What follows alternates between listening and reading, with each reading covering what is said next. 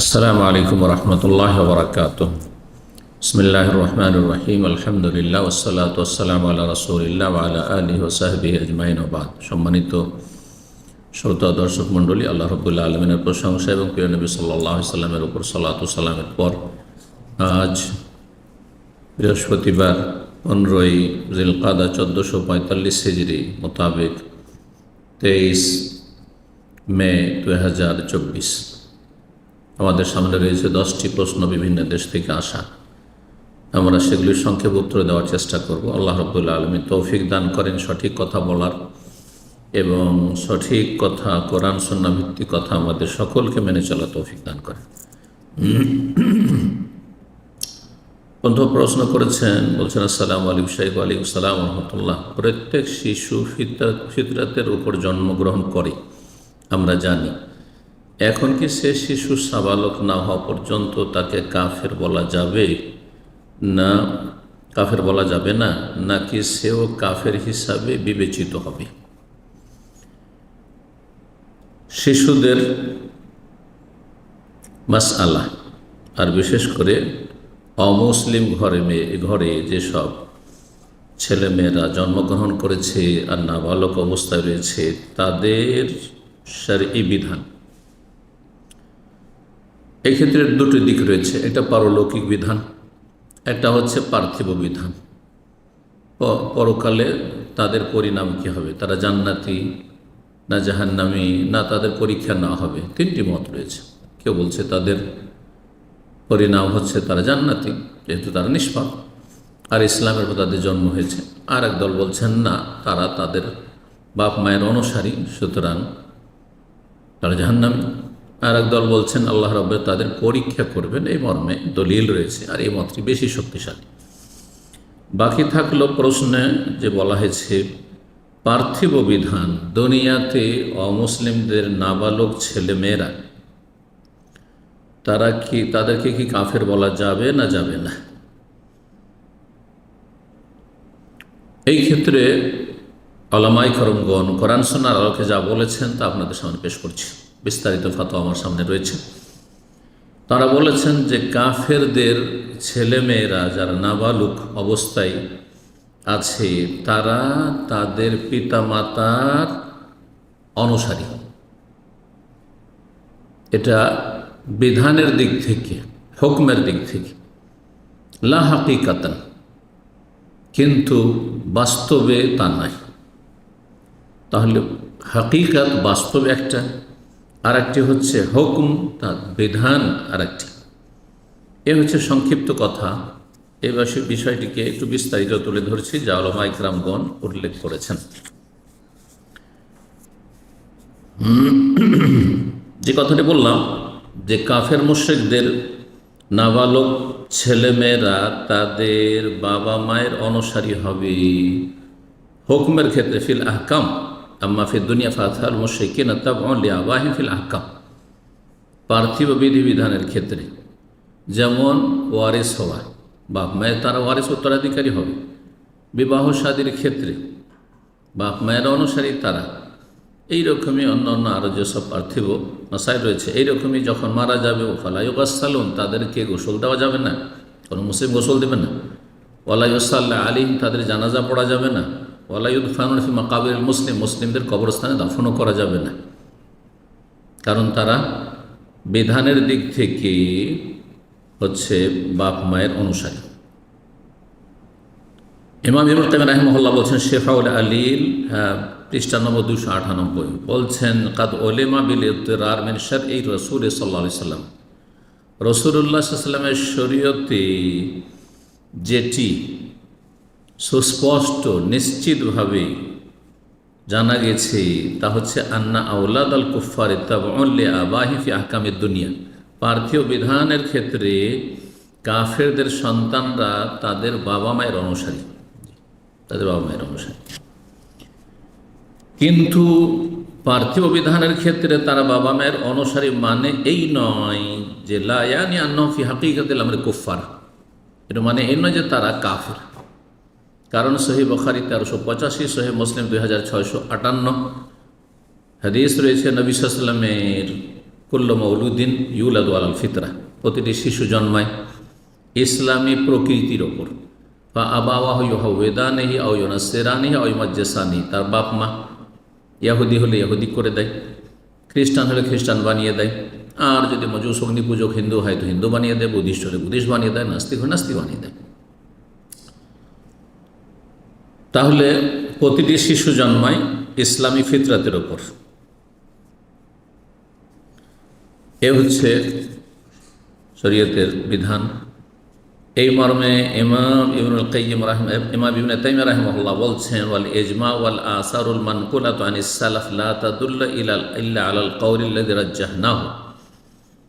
ইজমা এবং সালাফ থেকে যে সব দলিল প্রমাণ রয়েছে তা প্রমাণ করে আমরা যে কথাটি বললাম সেই কথা কি, ওয়াহুয়া আন্নাহুম আলাল ফিতরা, যে কাফেরদের ঘরে ভূমিষ্ঠ শিশুরা নাবালক অবস্থায় যত রয়েছে তারা ইসলামী ফিতরাতে উপর রয়েছে। তারপরে সুম্মা সারু ইলা মা সাবাকা ফি ইলমিল্লাহ, আল্লাহর এলমে যা কিছু রয়েছে সেদিকে তারা চলে যাবে, মিন সাআদাতিন ওয়া শাকাওয়াতিন, হয় ভাগ্যবান হবে না হয় হতভাগা হবে। শিফাউল আলিল 292 পৃষ্ঠা। এই মাসলা সম্পর্কে সৌদি আরবের বড় একজন ইমাম আল্লামা এবং আল্লাহওয়ালা আলেম রিয়াজে থাকেন, আল্লামা আব্দুর রহমান আল বর্রাক, আব্দুর রহমান নাসির আল বর্রাক, তিনি বলছেন, আতফালুল মুশরিকিনা কুফফারুন হুকমান, মুশরিকদের শিশুরা হুকমের দিক থেকে, বিধানের দিক থেকে কাফের, লা হাকিকাতান, বাস্তবে নয়। ওমান আল কুফরুল হুকমি, হুকমের দিক থেকে কুফরে হুকমি, বিধানগত কুফরি, মানে আন্নাহুম ইয়াতবাউনা আবাহুম ফি আহকামিদ দুনিয়া, তারা তাদের বাবা মায়ের অনুসারী হবে পার্থিব বিধিবিধানের ক্ষেত্রে। কিন্তু এখানে একটি কথা জেনে রাখতে হবে শেষখানে, তা হচ্ছে যে মুসলিমদের আর বিশেষ করে অমুসলিমদের শিশুদের সম্পর্কে বেশি বেশি জিজ্ঞাসাবাদ করা এটা ভালো নয়, প্রশ্ন করা ভালো নয়। এই মর্মে একটি হাদিস রয়েছে, ইমাম আহমদ বিন হাম্বালের ছেলে ইমাম ছিলেন ইমাম আবদুল্লাহ বিন ইমাম আহমদ, কিতাবুস সুন্নাহ 2য় খণ্ড 401 পৃষ্ঠায় এই হাদিসটি নিয়ে এসেছেন। ইমাম ইবনে হিব্বান হাদিসটি নিয়ে এসেছেন, হাদিস নম্বর 6724। ইবনে আব্বাস রাদিয়াল্লাহু তাআলা আনহু থেকে বর্ণিত, তিনি বলেন, লা ইয়াজালু আমরু হাযিহিল উম্মাহ, এটি মওকুফ হাদিস, ইবনে আব্বাস রাদিয়াল্লাহু তাআলা আনহু, এই উম্মতের বিষয়টি সবসময় কেওয়ামান আও মুকারিবান, প্রতিষ্ঠিত থাকবে, মা লাম ইয়াতাকাল্লামু ফিল উইলদানি ওয়াল কাদ, যতক্ষণ পর্যন্ত তারা শিশুদেরকে নিয়ে আর তকদির সম্পর্কে বেশি আলাপ আলোচনা করবে না, তকদির সম্পর্কে বাড়াবাড়ি করা আলোচনায়। আর নাবালক, উইলদান বলতে এখানে আরাদাবি হাতফাল মুশরিকিন, কাফেরদের ঘরে ভূমিষ্ঠ শিশুদের ক্ষেত্রে আলাপ আলোচনা করে তারা জান্নাতি না জাহান্নামী, তারা দুনিয়া মুসলিম না কাফের, এসব আলোচনা না করে উচিত। জি, এই ছিল আজকের প্রথম প্রশ্ন। দ্বিতীয় প্রশ্ন বলছেন, আসসালামু আলাইকুম। ওয়ালাইকুম আসসালাম রাহমাতুল্লাহ। বাংলাদেশে বৃষ্টির জন্য দোয়াতে সবাই এরকম হাত উল্টাপিট করে ধরে দোয়া করছে, এর কি কোনো সঠিক নিয়ম আছে? জাযাকাল্লাহ খায়ের। জি, গুরুত্বপূর্ণ একটি মাসলা। এই মাসলা সম্পর্কে একটু বিস্তারিত আলোচনা করি। এই মাসলা সম্পর্কে ওলামাদের দুটি মত রয়েছে, দোয়া সম্পর্কে তাহলে কয়েকটি কথা বলি। একটি কথা হচ্ছে যে সহিহ হাদিস দ্বারা প্রমাণিত যে দোয়ার ক্ষেত্রে কিবলামুখী হয়ে দোয়া করা মুস্তাহাব এবং 2 হাত উঠিয়ে দোয়া করা হচ্ছে মুস্তাহাব। 2 হাত উত্তোলন করে দোয়া করা, কিবলামুখী হয়ে দোয়া করা। হাত উঠাবেন কিভাবে?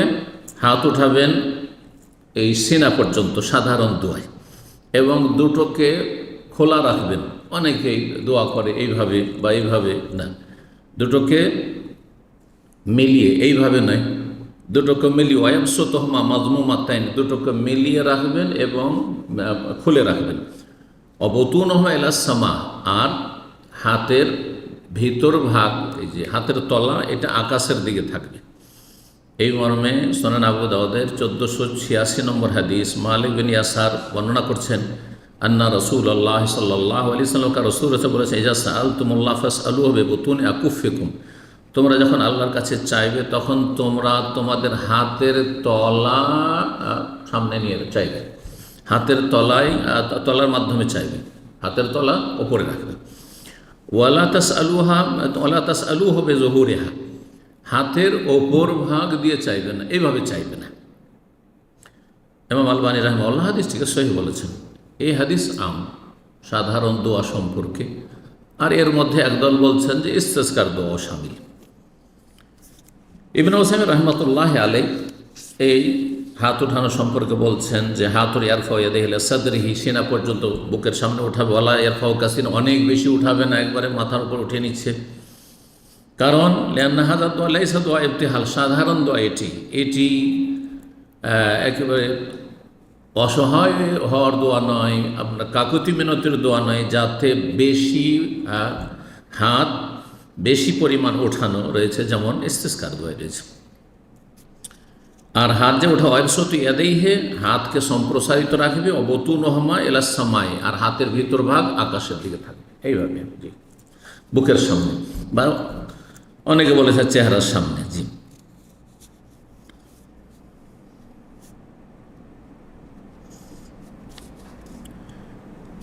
সৌদি আরবের একজন মুহাক্কিক আলেম ছিলেন, তিনি বলছেন, আল্লাহ বকর আবু যায়েদ তাসিহুদ দোয়া, তার একটি কিতাব রয়েছে 115 পৃষ্ঠায়, বলছেন ইয়ারফাউ দাই ইয়াদাইহি ইলা মানকাবাইহি, দুই হাত উঠাবে দোয়াকারী দুই কাঁধ পর্যন্ত, দাম্মাল্লাহুমা, দুটো মিলিয়ে আলাদা আলাদা করে নয়, বাসিতান বুতুনাহুমা ইলা সামায়ে, আর তার ভিতরটা আকাশের দিকে রাখবে, ওয়াজহুরহুমা নাহওয়াল আরদে, আর বাহিরটা হাতের বাহির দিকে জমিনের দিকে রাখবে, ওয়াইন শাকান্না বিহিমা ওয়াজহাহু, আর যদি চাই যে সেটা দিয়ে মুখ ঢেকে নেবে, মানে মুখের সামনে করবে, তো এটাও করতে পারবে। ওয়াজহুর রহমান আহওয়াল কিবলা, যদি মুখের সামনে করে তাহলে বাহির ভাগটা জমিনে দিয়ে থাকলো না, কিবলার দিকে থাকলো, এইভাবে দোয়া করবে। এখন দোয়ার ক্ষেত্রে ইস্তেসকার দোয়া, মূলত প্রশ্ন, ইস্তেসকার দোয়ার ক্ষেত্রে কি ভিন্ন নিয়ম রয়েছে? একদল বলছেন ভিন্ন নিয়ম রয়েছে, আর একদল বলছেন না, ভিন্ন নিয়ম নেই, একই নিয়ম ইস্তেসকার দোয়ারও এবং সাধারণ অন্যান্য দোয়ারও। যারা বলছেন যে ইস্তেসকার জন্য ভিন্ন দোয়া, তারা বলছেন আন্না দোয়া ইদা কানা লিরাফিল বালা, বালা মুসিবত দূরীভূত করার জন্য, আর অনাবৃষ্টি হচ্ছে বালা মুসিবত, বালা মুসিবত দূরীভূত করার জন্য যদি দোয়া হয়, যা আল্লাহ জাহারা কাফাইহি ইলাস সামা, তাহলে হাতের বাহির ভাগ আকাশের দিকে, এইভাবে দোয়া করবে, এইভাবে দোয়া করবে। ওয়াইন কানালে তালেবে শাইন ওয়া তাহসিলি, আর যদি এমনি কোনো কিছু আল্লাহর কাছে পাওয়ার জন্য, চাওয়ার জন্য দোয়া করেন, যা আল্লাহ বাতনা কাফে ইলাস সামাই, তাহলে দুই হাতের ভিতর ভাগ আকাশের দিক করবেন। এই মতটি ইমাম নওয়াবী রাহিমাহুল্লাহ, শাফি মযহাবের তিনি মুহাদ্দিস এবং ফকিহ, এবং সহিহ মুসলিমের প্রসিদ্ধ যে ভাষ্য সারহা তার রয়েছে। এই সারহাই এই ভাষ্যের 6ষ্ঠ খণ্ড 190 পৃষ্ঠায় তিনি বলছেন, কালা জামাতু মিন আসহাবিনা ওয়া গায়রুহুম, আমাদের সাথী সঙ্গীদের একদল এবং অন্য অন্যরাও, অর্থাৎ শাফি মযহাবের বেশ কিছু ওলামা এবং অন্য অন্য মযহাবের বেশ কিছু ওলামারা, তারা বলেছেন as-সুন্নাতু ফি কুল্লি দুআইন লিরাফি বালাইন, যদি বালা মুসিবত দূর করার জন্য দোয়া হয় তাহলে সুন্নত হচ্ছে কাল কাহতে, যেমন অনাবৃষ্টি, ওয়ানাহবিহি, আর এই ধরনের অন্য কোনো বালা মুসিবত কি করতে হবে, ইয়ারফা ইয়াদাইহি, দুই হাত উত্তোলন করবে, ওয়াজআলু যাহারা কাফাই ইলাস সামা, আর দুই হাতের বাহির ভাগ আকাশের দিকে উল্টো করে আকাশে দিয়ে করে দোয়া করবে। ওয়াইদা দাআলে সাওয়ালে শাইইন ওয়া তাহসিলিহি, আর কোনো কিছু এমনি চাওয়ার জন্য যদি দোয়া করেন, হাসিল করার জন্য, জাআলা বাতনা কাফে ইলাস সামায়, তাহলে দুই হাতের ভিতর ভাগ আকাশের দিয়ে করবেন। আর এই মর্মে তিনি সহিহ মুসলিমের 895 নম্বর হাদিস দলিলে পেশ করেছেন, এবং অন্যরাও যারা এই মত পোষণ করেছেন, যেমন আহলে হাদিস ওলামারা প্রায় তারা এই দলিল পেশ করে থাকেন। আনাস মালিক রাদিয়াল্লাহু তাআলা আনহু বর্ণিত, তিনি বলেন, আন্নান নবী ইস্তাসকা, নবী সাল্লাল্লাহু আলাইহি ওয়াসাল্লাম বৃষ্টি চাইলেন আল্লাহর কাছে, ইস্তিসকা করলেন, ফা আশারা বিযাহরি কাফাই ইলাস সামা, তখন তিনি আকাশের দিকে দুই হাতের বাহির ভাগ দ্বারা ইশারা করলেন মানে দোয়া করলেন। বাহির ভাগ জাহারি কাফাইয়া শব্দটি রয়েছে, এটি হচ্ছে একদল ওলামাদের মত। ওয়াজাহাবা আখারুনা মিন আহলিল ইলম, আর একদল এই পক্ষে গিয়েছেন যে আন্না দোয়া কুল্লাহু ইয়াকুন বিবতুনিল আকুফ, সমস্ত দোয়া হবে হাতের ভিতর ভাগ ওপরে করে, হাতের ভিতর ওপরে করে। তাহলে নবী সাল্লাল্লাহু আলাইহি ওয়াসাল্লাম সম্পর্কে যে আনাস মালিক বলছেন যে তিনি দুই হাতের বাহির ভাগ দিয়ে আকাশের দিকে ইশারা করেছেন ইস্তিসকার সালাতে, বলছেন যে এটি হচ্ছে মাহমুনুন আলা শিদ্দাতির রাফ। এর উদ্দেশ্য হচ্ছে যে নবী সাল্লাল্লাহু আলাইহি ওয়াসাল্লাম যখন ইস্তিসকার দোয়া করেছেন তখন খুব বেশি উঁচা করে উঠিয়েছেন। স্বাভাবিক দোয়াতে সিনার সামনে থাকবে বা মুখের সামনে থাকবে এমনটা করেন, বেশি উঠিয়েছেন। বেশি যখন উঠিয়েছেন এইভাবে, তখন বাহির ভাগ আকাশের দিকে যেন হয়ে গেছে। তারা এইভাবে ব্যাখ্যা করেছেন।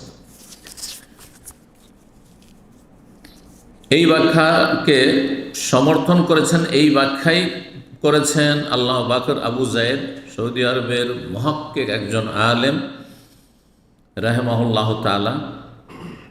তিনি বলছেন ফাশা বিজাহারে কাফা ইলা সামা, আকাশের দিকে দুই হাতের বাহির ভাগ দিয়ে ইশারা করেছেন। এই মিন শিদ্দাতির রাফএ বিয়াদিহি, খুব বেশি করে উঁচা করে হাত ওঠানোর জন্য। কান্না জহুরা কাফে নাহবাসমা, মনে হচ্ছিল যে নবী সাল্লাল্লাহু আলাইহি সাল্লামের দুই হাতের বাহির ভাগ আকাশের দিকে রয়েছে। এইভাবে নয়, এইভাবে উঠিয়েছেন, মনে হচ্ছে যে আকাশের দিকে কি রয়েছে। এইভাবে যদি কেউ চায় আল্লাহ এইভাবে, তো খানিকটা ওই রকম হয়ে যায়, এ কথাই তারা বুঝিয়েছেন।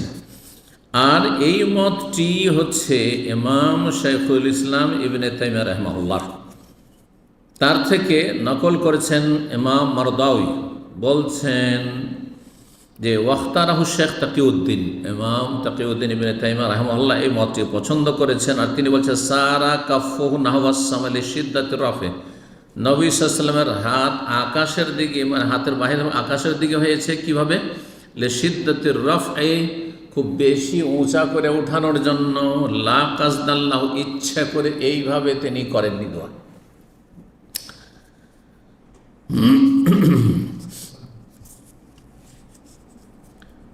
এখন আসি ইমাম শেখ ইবনে উসাইমিন রাহিমাহুল্লাহ কি বলছেন। তিনিও এই মতটি সমর্থন করছেন, অর্থাৎ আরব, সৌদি আরবের সালাফি ওলামাগণ এবং হানাবেলা তারা বলছেন যে স্বাভাবিক দোয়ার মতোই হাত উঠাবে, উল্টো করে হাত উঠাবে না, তবে খুব বেশি করে উঠানোর জন্য মনে হচ্ছে আকাশের দিকে বাহির ভাগ রয়েছে। তাই বলছেন ইবনে উসাইমিন রাহিমাহুল্লাহ, আম্মা দোয়া বেজহুরিল আকুফে, দোয়া করা উল্টো হাত অর্থাৎ হাতের বাহির ভাগ ওপরে করে, ফাকাত ইখতালাফা আহলুল ইলম ফি, এই বিষয়ে ওলামাদের দ্বিমত হয়েছে।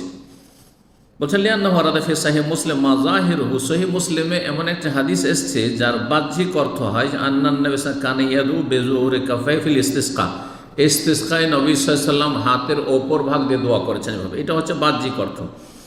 ওয়ালাকিন্না যাহির মা যাহাবা ইলাইহি শাইখুল ইসলাম ইবনে তাইমিয়া, তবে যেটি স্পষ্ট তা হচ্ছে যেই মতটি শাইখুল ইসলাম ইবনে তাইমিয়া রাহিমাহুল্লাহ পছন্দ করেছেন, যে মতের দিয়ে গিয়েছেন যে মিন আন্না দোয়া কুল্লাহু বিবতুনিল আকুফ, সমস্ত দোয়াগুলি হবে হাতের ভিতর ভাগ দিয়ে। সেটা সাধারণ দোয়া হইলে মুখের সামনে, সিনার সামনে হবে।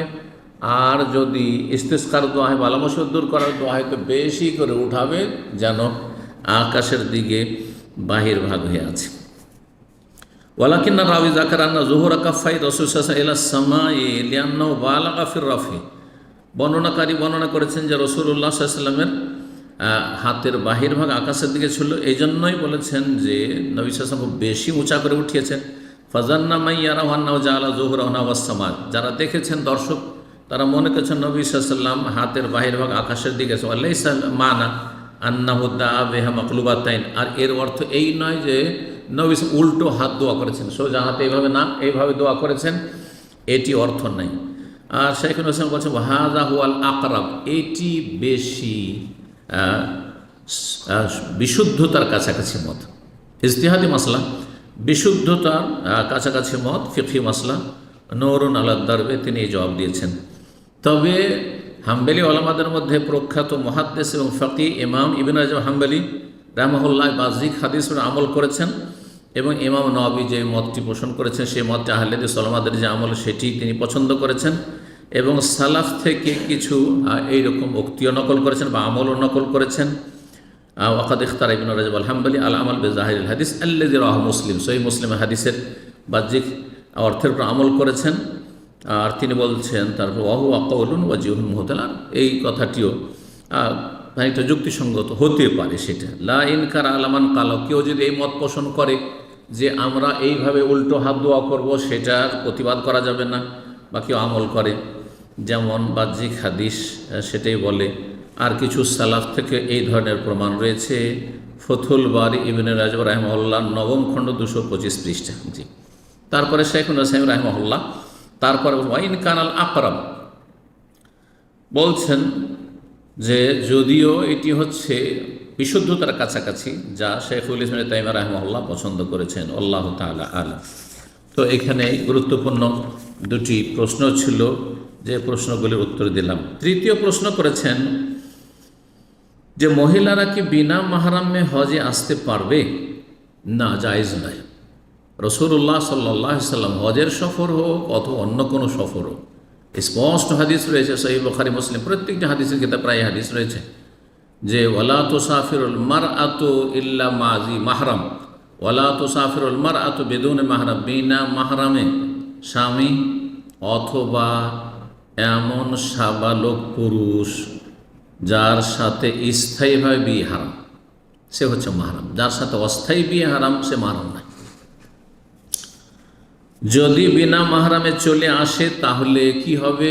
তাহলে গুনাহগার অবশ্যই হবে, আর তাকে তওবা করতে হবে। তওবা করা ফরজ। হজ তার আদায় হয়ে যাবে যদি ফরজ হজ আদায় হয়ে থাকে, বা নফল হয় হজ হবে, কিন্তু সে গুনাহার বোঝা নিয়ে যাবে। সুতরাং এমন কাজ করবে না। মহিলাদের হজের ফরজ হওয়ার জন্য, হজের শক্তি সামর্থ্যের জন্য একটি শর্ত হচ্ছে ওজুদ মাহরাম, মাহরাম বিদ্যমান থাকা। যদি সফর সঙ্গে মাহরাম পাই তাহলে হজে আসবে, না হলে হজ ফরজ হয়নি, আল্লাহ জিজ্ঞাসা করবে না। সুতরাং কোনো জায়গায় কোনো আইনত বৈধতা দিয়েছে সেটা থেকে আপনারা নেবেন না যে শরীয়তে সেটি বৈধ রয়েছে, সেটা শরীয়তে বৈধ নয়, জায়েজ নয়। আসবেন না এভাবে বিনা মাহরামে হজে। আল্লাহ হিদায়াত দান করুন। নেকির কাজ করতে এসে গুনাহ নিয়ে যাবেন না। 4 নম্বর প্রশ্ন বলছেন আসসালামু আলাইকুম শেখ। ওয়ালাইকুম সালাম ওয়া রাহমাতুল্লাহ। আমরা এমন একটি ঈদগাহ ময়দানে সালাত আদায় করেছি যেটার ডান দিকে কবরস্থান, এবং কবরস্থান প্রাচীর দিয়ে ঘেরা, কিন্তু ঈদগাহ ময়দানের ডান পাশে একটু কবরস্থানের কোণা এসে যায়, কিন্তু সেখানেও কবরস্থানের প্রাচীর আছে। তারপরেও আমরা কাপড়ের সামিয়ানা টানিয়ে প্রাচীরের মতো করে বেড়া দিয়েছিলাম। ওস্তাদ, এই উক্ত ঈদগাহ ময়দানে কি সলাৎ হবে? যদি ঘেরা থাকে, যেমন বলছেন যে প্রাচীর দেওয়া আছে, বেড়া দেওয়া আছে, তাহলে সলাৎ হবে, কোনো অসুবিধা নেই। নাকি ঈদগাহ মাঠ ও কবরস্থানের মাঝে ইটের প্রাচীর তৈরি করতে হবে? এক কথায় বেড়া প্রাচীর থাকলেই হলো, সে কাঁচা প্রাচীর হোক আর ইটের প্রাচীর হোক, যদি ঘেরা থাকে, আলাদা পৃথক করা থাকে, তাহলে সেখানে সলাৎ জায়েজ।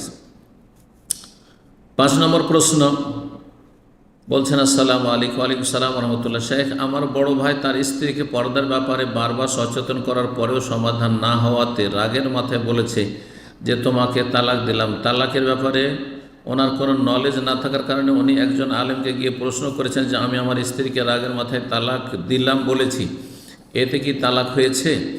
তাকে জানানো হয়েছে যে জি, এর দ্বারা আপনার 1 তালাক হয়েছে। এখন তার মনে তালাকের ব্যাপারে ভয় ঢুকেছে।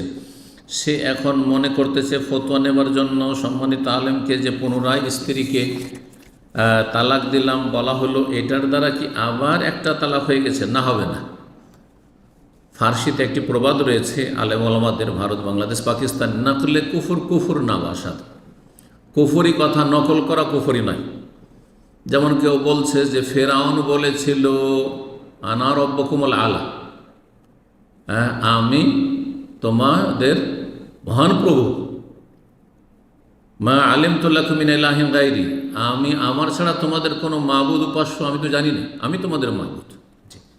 তো এই কথা যে নকল করছেন, নাস্তিকের কালেমা হল লা ইলাহা ইল্লাল্লাহ নেই, এই যে নকল করছেন, তো কাফের হয়ে যাবেন। সে নাস্তিক কাফের। আপনি নকল করছেন, কুফরি কথা নকল করলে কুফরি যেমন হয় না, তেমনই তালাক দিয়েছেন বা তালাকের মাসলা জিজ্ঞাসা করতে গিয়ে তালাকের কথা যে নকল করছেন তাতে তালাক হবে না। বলছেন সার কথা হচ্ছে, ফতোয়া জানার জন্য আলেমকে যে পুনরায় স্ত্রীকে তালাক দিলাম বা তালাক দিলাম বলেছে, এইভাবে বলার কারণে কি আবার আরেকটা তালাক হয়ে গেছে না হয়নি সেটা জানতে চাচ্ছি। তার নিয়ত তো ছিল এভাবে বলার দ্বারা তালাক হয়েছে কিনা সেটা আলেমের থেকে জানতে চাও, যেমনটা বললাম যে এতে তালাক হয়নি। আর দিন সম্পর্কে জ্ঞান অর্জন করে যে কোনো পদক্ষেপ নেবেন, তালাক দেবেন সে সম্পর্কে আগে জানবেন, তারপর ঠান্ডা মাথায় তালাক দেবেন। 6 নম্বর প্রশ্ন বলছেন, আসসালামু আলাইকুম ওস্তাদজি। ওয়ালাইকুম আসসালাম। আমার প্রশ্ন হলো, অনেক আহলে হাদিস ভাই জামাতে ইসলামী এবং ইসলামী ছাত্র শিবির করে, এরা আহলে হাদিস নয়। আহলে হাদিসের ঘরে জন্মেছে কিন্তু এরা আহলে হাদিস নয়, এরা বিভ্রান্ত। এদের মধ্যে খারেজিদের লক্ষণ রয়েছে, চরমপন্থীদের লক্ষণ রয়েছে। এদের ব্যাপারে কিছু নসিহত করুন। আর অনেক ইসলামী ছাত্র শিবিরের ভাইরা বলে জালেম শাসকরা মুসলিমদের উপর অনেক নির্যাতন চালাচ্ছে, ফলে ইসলাম কায়েম হচ্ছে না। তাই তারা বলে রাসূলুল্লাহ সাল্লাল্লাহু আলাইহি ওয়াসাল্লাম ইসলাম কায়েম করতে প্রচেষ্টা চালিয়েছে। ইসলাম কায়েম করা মানে কি? ক্ষমতা দখল করা? এটাই তো গুমরাহি, এটাই তো কোরআনের অপব্যাখ্যা, এটাই তো ইহুদি নাসারাদের অনুকরণ, যে আপনি কোরআন কুপ্রবৃত্তির অনুসরণে আপনি কোরআনের ব্যাখ্যা করছেন। আপনি শয়তান বিভ্রান্ত করেছে। দিন কায়েম মানে দিনের যে কোনো বিষয় কায়েম করা, তাওহীদ থেকে শুরু করে যে কোনো আমল করছেন, ফরজ, ওয়াজিব, সুন্নাত, নফল, আর হারাম থেকে বাঁচছেন, সবগুলি হচ্ছে দিন কায়েম করা। দিন কায়েম মানে রাষ্ট্রীয় ক্ষমতা, এটি হচ্ছে জঙ্গিদের গুমরাহি আর জঙ্গিদের পৃষ্ঠপোষক ও জামাতি ইখওয়ানিদের গুমরাহি। আল্লাহ এই গুমরাহি থেকে বেরিয়ে আসার তৌফিক দান করে যারা গুমরাহিতে নিমজ্জিত হয়েছে, আর বাকি মুসলিম ভাই বোনদেরকে তাদের অনিষ্ট থেকে রক্ষা করুন। বলছেন যে আমাদের ইসলাম কায়েমের চেষ্টা করা ইমানি দায়িত্ব। হ্যাঁ, ইমানি দায়িত্ব, আপনি চেষ্টা করুন। প্রতিদিন ঘুম ভাঙলেই ফজরের সালাত সবচেয়ে বড় দিন কায়েম করা, হ্যাঁ, আর তারপরে সুন্নত নফলগুলি আদায় করে এগুলি দিন কায়েম করা, আর তারপরে জামাতের পাবন্দি করা, দিন শিখা, কোরআন সুন্নাহ ভিত্তিক দিন শিখা, ভালো আলেমদের কাছ থেকে দিন শিখবেন, নিজেরাই সেলফ স্টাডি করবেন। যেমন আপনাদের মুরব্বী ছিল, আর তেমনই আপনাদের অবস্থা, আপনাদের মধ্যে কোনো ভালো আলেম নেই, এইরকম হলে তার হবে না। জি, আল্লাহ হিদায়াত দান করুন। তো দিন কায়েম করা প্রত্যেকের ইমানি দায়িত্ব, মানে ব্যক্তি জীবন থেকে। ব্যক্তি জীবন শুধরানো সহজ, আগে নিজেকে ঠিক করুন, হ্যাঁ, তারপরে আপনার নিজের স্ত্রী ছেলে মেয়ে ঠিক করুন, তারপরে আশেপাশে, তারপর আত্মীয় স্বজন ইত্যাদি ইত্যাদি দূরের লোক, জি, তারপর রাষ্ট্রীয় বিষয়। জি শেখ, এ সম্পর্কে আপনার মতামত জানতে চাই।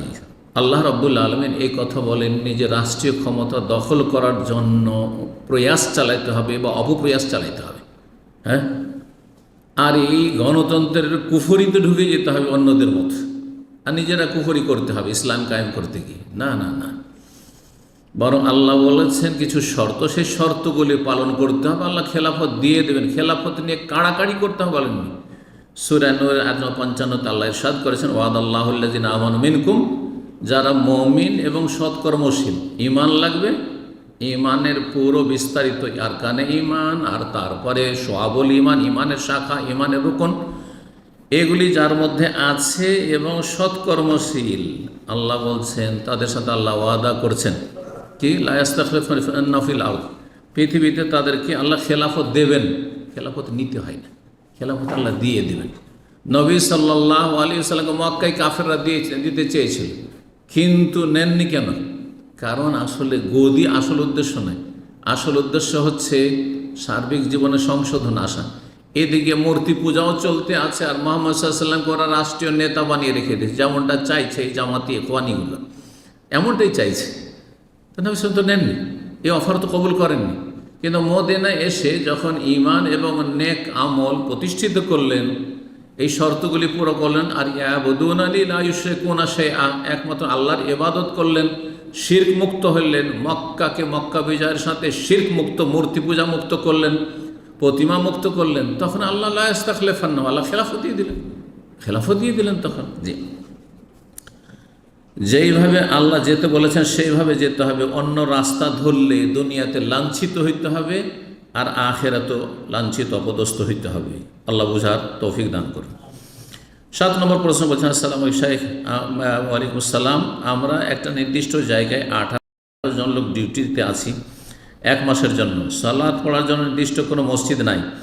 এখানে 5 ওয়াক্ত সালাত পড়ার জন্য একটি জায়গা আছে, এখান থেকে বাইরে যাওয়া নিষেধ। এখানে শুক্রবার আমরা 15 জন মিলে জুমার সালাত আদায় করতে পারবো কি? এই বিষয়ে দুটো মত রয়েছে। একদল বলছেন জুমা মসজিদের জন্য স্থায়ী আবাদি হতে হবে, মানে শহর অথবা গ্রাম থাকতে হবে, এটাই অধিকাংশ আলমাদের মত। কিন্তু বেশ কিছু আলমারা বলেছেন, যেমন আল্লামা শাইখ নাসিরুদ্দিন আলবানীর মত এবং আহলে হাদিস আলমারাও বলছেন, ভারত, বাংলাদেশ, পাকিস্তান অনেকেই, যে এইরকম জায়গায় যেখানে আপনারা আছেন 1 মাস ধরে কাজ করবেন, আর জুমার দিন আসছে, কোনো মসজিদ নাই, তাহলে জুমা কায়েম করলে জুমা হয়ে যাবে। ইখতলাফ রয়েছে, যদি আদায় করে নেন তো জায়েজ, আর যদি জুমা আদায় না করেন, জুমা আদায় করা আপনাদের জন্য ফরজ না, জোহর আদায় করলে যথেষ্ট হবে। আল্লাহ তাআলা আলম। 8 নম্বর প্রশ্ন বলছেন, আসসালামু আলাইকুম শাইখ। ওয়ালাইকুম আসসালাম রাহমাতুল্লাহ। আপনার কাছে আমার একটা প্রশ্ন, কোনো ব্যক্তি একান্তভাবে লা হাওলা ওয়ালা কুওয়াতা ইল্লা বিল্লাহ এই আমলটি 500 বার 1 থেকে 1000 বার করে প্রতিদিন আমল করে, এখন কি আমলটি কোনোভাবে বেদাত হবে? না, নির্ধারিত করবে না, সংখ্যা নির্ধারিত করবে না যে প্রতিদিন আমি 500 বার করে পড়বো, প্রতিদিন আমি 1000 করে পড়বো না। হ্যাঁ, যখন যতটা সুবিধা হয়। তবে এইভাবে রাখলে অনেক সময় হয় কি, যে অনেক সময় গাফিলতিতে একবারও পড়া হইল না, এমনটা যেন না হয়। কোনো দিন 500 পড়লেন, কোনো দিন 100 পড়লেন, কোনো দিন আপনি 600 700 পড়লেন, কোনো দিন 1000 পড়লেন, অসুবিধা নেই। কিন্তু যদি আপনি একবারে ধরা বাঁধা সংখ্যা, প্রতিদিন আমি 500 বার করে পড়ব, প্রতিদিন আমি 1000 বার করে পড়ব, তাহলে এটা ধীরে ধীরে কি হবে, বেদাতের আকার ধারণ করবে। আর যারা আশেপাশে জানবে বা শুনবে তারা মনে করে এটাও মনে হয় সুন্নত। যারা বেশি জানে ইসলাম সম্পর্কে, ওদেরকে ফলো করে যারা কম জানা লোক। যখন আপনাকে দেখে যে আপনি বেশি আমলকারী আর আপনি এই আমলটি করছেন যেটা সুন্নাত নয়, হয়তো কোনো রকম জায়েজ হইতো, কিন্তু ওইটা দেখা দেখি তারা এই বেদাত শুরু করে দেয়, সমাজে এই বেদাতই চালু হয়ে গেল, বেদাত চালু হয়ে গেল, এই আশঙ্কা রয়েছে। সুতরাং এই সংখ্যা প্রতিদিনের জন্য নির্ধারণ করবেন না।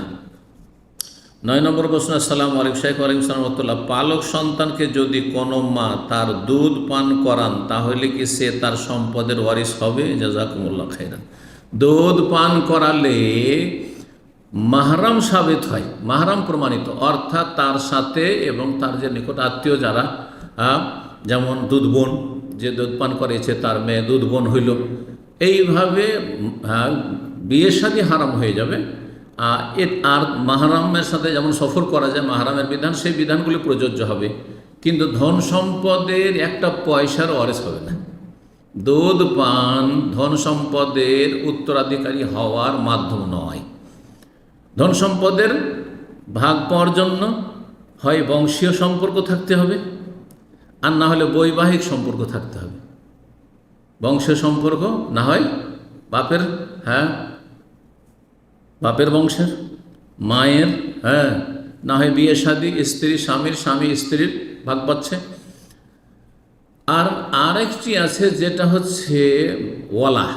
ওয়ালা মানে হচ্ছে ওয়ালাউল আতাকা, যদি গোলাম আজাদ করে।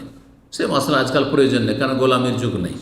সুতরাং আবার বলছি, দুধ পান করালে ধন সম্পদের কেউ ওয়ারিস হবে না, একটা পয়সা পাবে না। ধর একটা ছেলেকে দুধ পান করিয়েছেন, আর একটা মেয়ে আছেন, আপনার মেয়ে অর্ধেক পাবে, কিন্তু আপনার এই ছেলেটা যাকে দুধ পান করিয়েছেন আর দুধ সন্তান বলছেন, সে একটা পয়সা পাবে না। তবে তাকে ওসিয়ত করতে পারবেন, ওয়ারিস হবে না, মিরাজ পাবে না, কিন্তু ওসিয়ত করতে পারে। ওসিয়ত খুব বেশি 1/3, 3 ভাগের 1।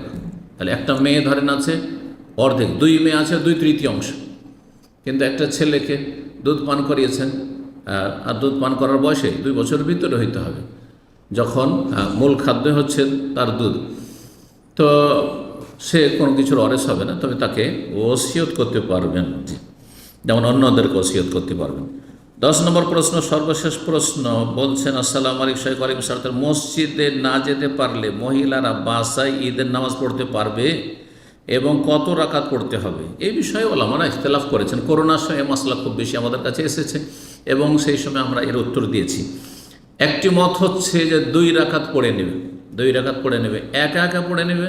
কেউ বলছেন যে যদি আরও মেয়েরা থাকে বাড়িতে, ধরেন আছে মা আছে, মেয়েরা আছে, বৌমারা আছে, তাদেরকে নিয়ে একসাথে জামাত করে তারা পড়ে নেবে বাড়িতে। কিন্তু আমাদের দেশে যে মসজিদে মহিলারা জমা হয় আর মহিলাদের ইমামতি এক মহিলাই করে, আর পুরুষরা ঈদগাহে চলে যায়, এটা জায়েজ নয়, এটা বেদাতি তরিকা, এর কোনো প্রমাণ নেই, সালাফ থেকে কোনো প্রমাণ নেই। তবে এইরকম মত সালাফ থেকে চলে আসছে যে 2 রাকাত সালাত পড়ে নেবে যারা যেতে পারলো না, ঈদগাহে যেতে পারলো না। আসল হচ্ছে মহিলারাও ঈদগাহে যাবে এবং সেখানে তাদের ব্যবস্থা থাকবে, কিন্তু ব্যবস্থা যদি না থাকে 2 রাকাত পড়ে নেবে। আর একটি মত হচ্ছে 4 রাকাত পড়ে নেবে, আর একটি মত হচ্ছে পড়বে না, কিন্তু পড়ে নেবে 2 রাকাত, এর ওপরেই আমল করাটা ভালো হবে। আল্লাহ তাআলা আলাম। ওয়া সাল্লাল্লাহু সাল্লাম নবিয়ানা মুহাম্মদ ওয়া আলা আলিহি ওয়া সাহবিহি আজমাইন।